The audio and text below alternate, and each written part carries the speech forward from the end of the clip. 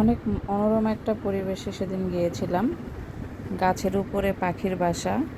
শহরে কিন্তু আজকাল এরকম দেখতে পাওয়াটা খুবই মুশকিল। তো একদমই গ্রাম সাইডে গিয়েছিলাম, প্রায় ৩-৪টা পাখির বাসা ছিল।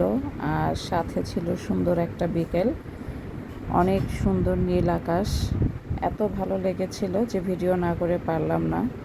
আসলে আমার কাছে মনে হয় সুন্দর মুহূর্তগুলো ভিডিও করে স্মৃতি হিসেবে রেখে দিতে পারলে পরে সেটা দেখলেও ভালো লাগে। তো সেই উদ্দেশ্যেই ভিডিওটি করা। আশা করছি আপনাদের কাছেও খুব ভালো লাগবে।